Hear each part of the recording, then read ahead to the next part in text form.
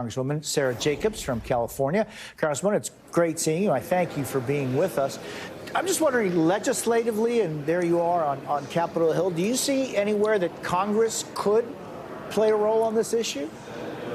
You know, I think the key here is that Congress, and we believe that the FDA already has the authority and has rightfully approved Mifepristone. And we want to make sure that the FDA remains independent and that decisions about drug approval are entirely about science and facts, not about politics. And so what we're doing in Congress is we have a bill that will affirm that the FDA rightfully decided this, but we're not doing anything that could imply that Congress should be the ones making these decisions, because we don't want, let's say, a Republican Congress one day to start approving or not approving medicine instead of letting the FDA have the independence and authority that we believe they already have to make those decisions. And Congresswoman, you know, kind of boring down a little bit into the issue of abortion, the Washington Post details the division within the Republican Party on this issue, noting that 2024 hopefuls are kind of struggling to settle on a position, and party leaders are frequently meeting to discuss their path forward.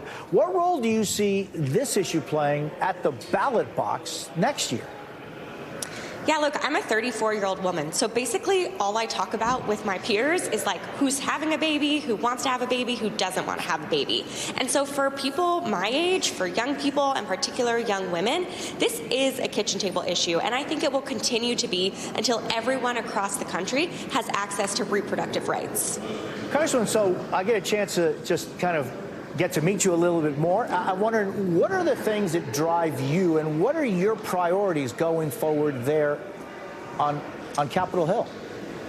Yeah, well, thank you for asking. As one of the few women of reproductive age here in Congress, obviously protecting reproductive rights and expanding it is incredibly important to me. It's why I've introduced a bill called the My Body, My Data Act that would protect reproductive and sexual health data from being sold or shared or being used to prosecute a case against you. And I think this is really important.